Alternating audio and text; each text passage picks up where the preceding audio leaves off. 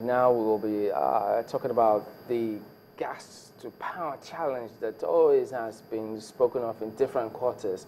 Mr. Babs Motawa joins us now. He's the Managing Director of NLNG. Thank you for coming on this morning. Thank you very much. And we're looking through this morning, we see that some of the funds sourced for bailout from some states happen to come from the NLNG. So a lot of focus now. And then maybe you should even give us your impression. Was it that, how did it happen previously in terms of funds that went, proceeds from NLNG? Did it go into ECA or the Federation account? Because that's been the subject of discourse for some time now. Thank you very much. I think in reality, Nigeria LNG has 4 shareholders, the National Oil Company, NNPC, and 3 other shareholders. So for the first few years, we had a 10-year tax-free holiday period. So for the first 10 years, we were paying dividend to all our shareholders. And this goes to the account of all the shareholders. But after the 10th year, from 2014, we started to pay company income tax, which last year we paid $1.3 billion US, and this year we've paid $1.6 billion. So the company income tax goes to the Federal Inland Revenue Services, which is the Federation account, whilst the dividends go into the accounts of the various shareholders.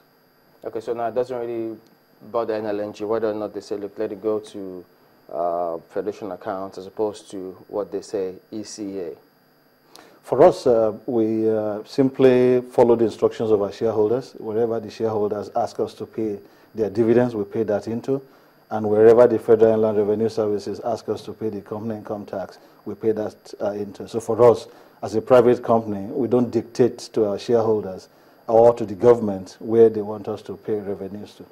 Let's take a look at this gas question.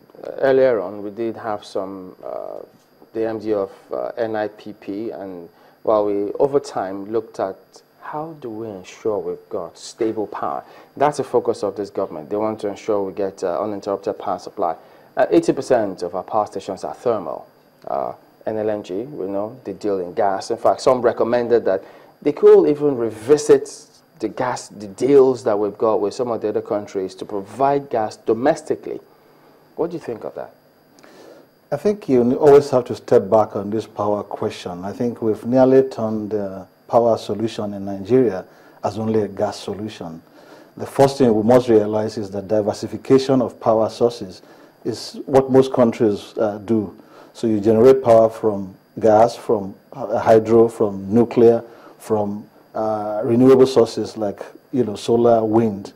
And when you look at most countries, even that have much more gas than us, like Russia, which is one of the biggest gas reserves in the world, they only generate 25% of their gas, of their power from gas. So I think the first thing is we must diversify our power sources. But coming specifically to gas, I think we've always been very clear that Nigeria is one of the top 10 gas reserves countries in the world, which means that we have today proven reserves of over 180 TCF of gas. Analysts will tell you that we actually have more than 600 TCF of gas in Nigeria because we have never really gone after gas as a country. So for us as a country, we have more than enough gas for domestic use, not just power, but even petrochemicals, which is even much more valuable. And also for exports, because of course you need to generate revenues. I mean, you're talking about the revenue we've just been able to provide to help all the states in the country. These are the kind of advantages you can get from export projects.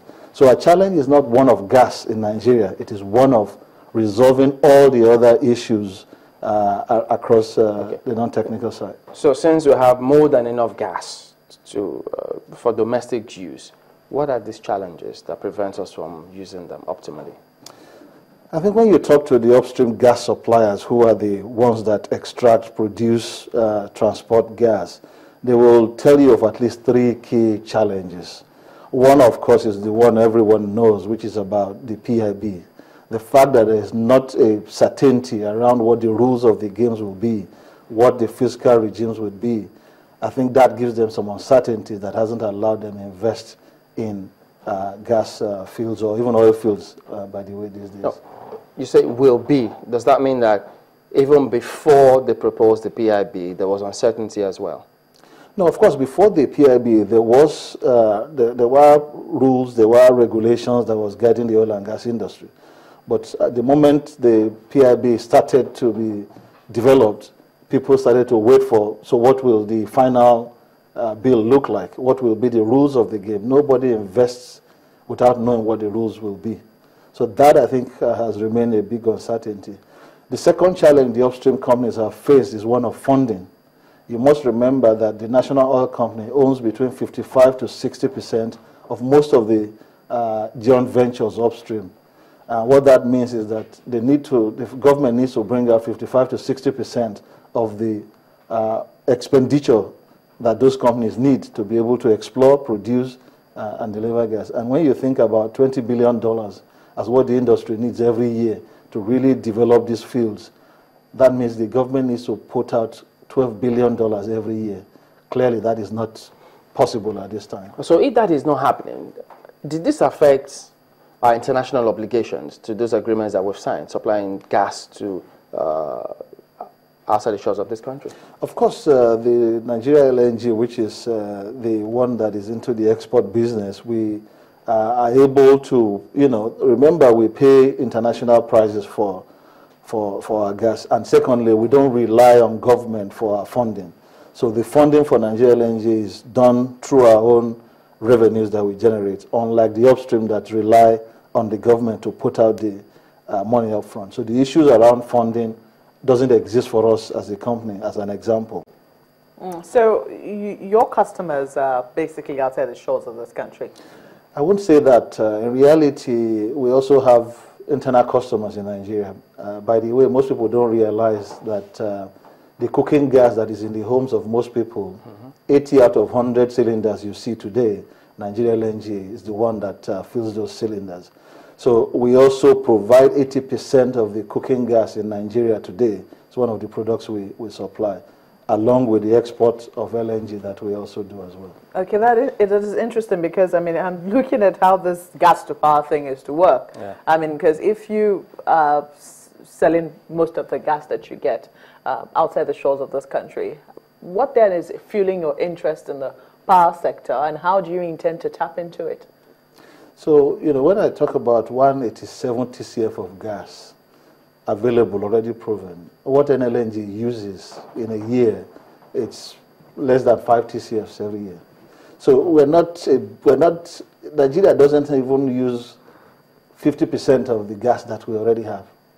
So there is no competition between the export and the import because we have more than enough. So, that in itself I don't think is an issue.